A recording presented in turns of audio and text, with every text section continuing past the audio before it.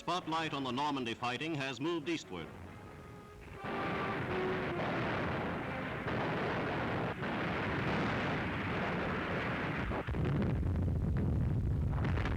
Here, southwest of Caen, the British have widened their bridgehead across the Odon River, and one of the decisive battles of the Normandy campaign is in the making. The ripening cornfields of western France are serving as the theater for this great armored clash. The whole pace of the war at the eastern end of the beachhead is growing in speed and intensity.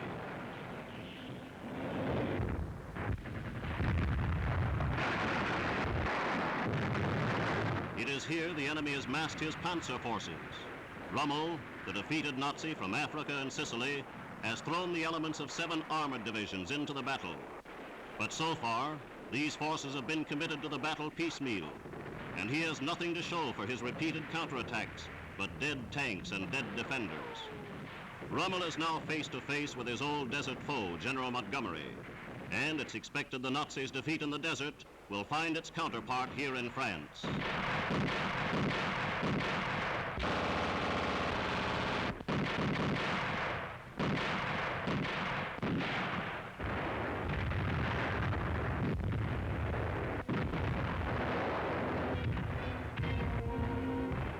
French villages are being cared for in special camps. Lessons learned in the fall of France are being put to effective purpose. No roads are choked with refugees, and the British war machine is able to move forward unhindered.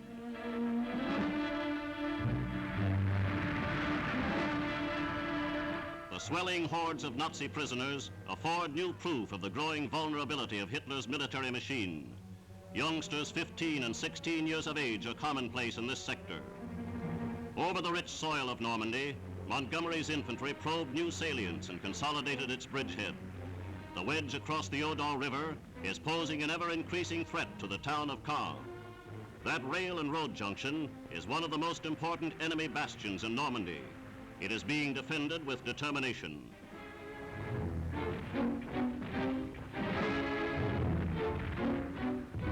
The Nazis have yielded ground only after severe struggles, but their losses in tanks and casualties in manpower are mounting daily.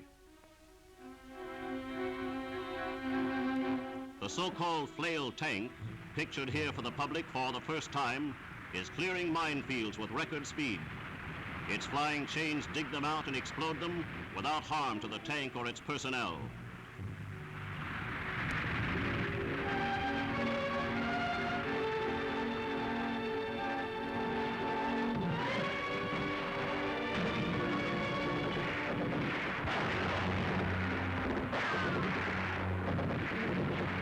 The Allied pressure in Normandy is gathering increasing force.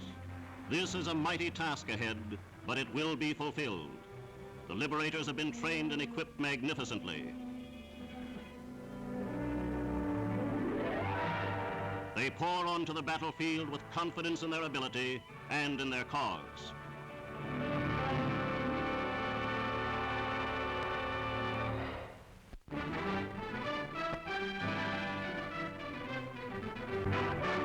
The speed with which the American army captured Cherbourg surprised even the most optimistic military observers. To the Nazis, the loss of this 3rd largest port in France represents a tremendous defeat. During the first few hours, 20,000 prisoners fell into Allied hands. Here and there, a few women are discovered in pillboxes. Well over 40,000 Nazi prisoners have been taken in the Normandy fighting, and the count is far from complete. The defeat at Cherbourg is a shattering blow to Germany and her satellites. The Nazis have grown accustomed to defeat in Russia, but here is defeat in the West, where the enemy promised he was unassailable. And Cherbourg is only a harbinger of things to come. Its fall has shattered the last faint hope of a Nazi victory. The rapid American victory at Cherbourg was due in a large part to the splendid British support at the eastern end of the Normandy front. Sterling bombers dropped supplies to the 6th Airborne Division. These British airborne fighters have operated brilliantly.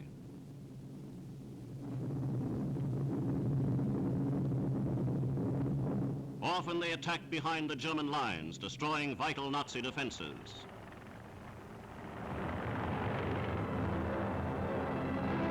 Supplies are swept up and put to immediate use.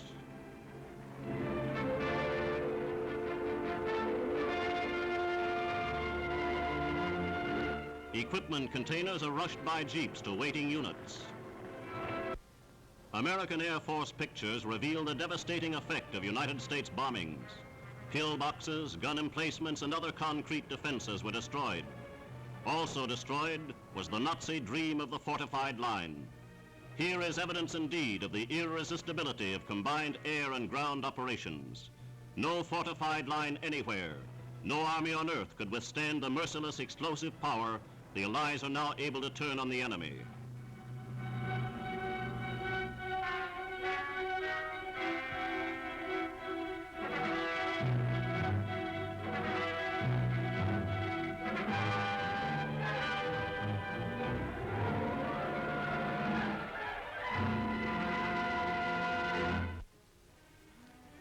The United States 9th Air Force immobilized many of Hitler's launching platforms for flying bombs.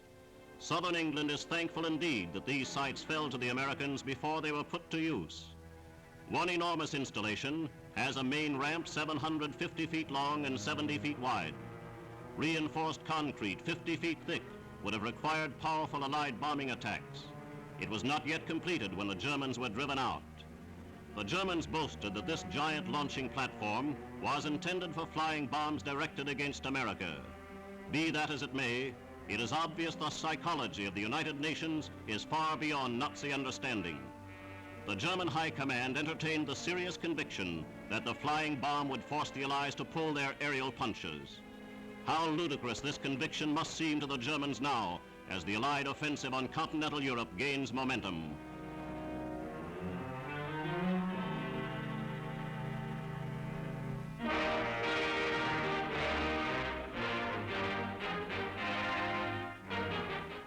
Allied warships move into range of enemy fire and turn their big guns against the fortress batteries of Cherbourg. This was the final assault on the great transatlantic port.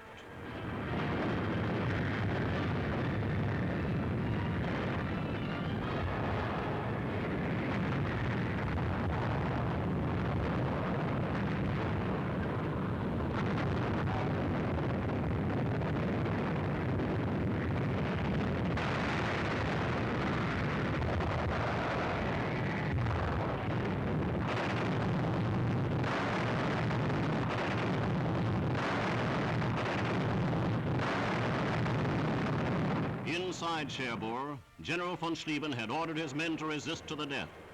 Typically, these orders were issued from the safety of a dugout 30 feet below the ground. American infantry, man for man, were more than a match for the defenders as they fought their way forward street by street. One after the other, enemy strong points yielded surrendering Nazis.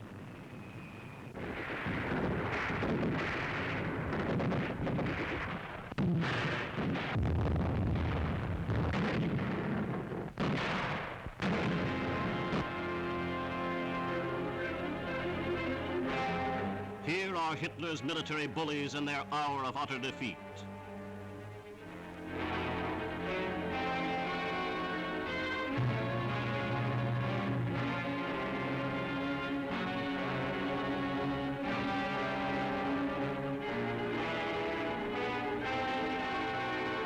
Von Schlieben, the Nazi commander, and Admiral Hennecke, in command of naval defenses, came out of their deep shelter to save their Nazi necks.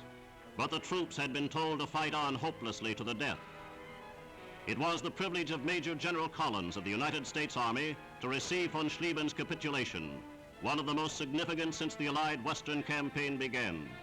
In bringing this Nazi militarist and his troops to their knees, the Americans have won the commendation of the free world. Thus, in defeat, the Nazi thousands are brought to Britain. This parade will continue till the unconditional surrender of Germany is completed.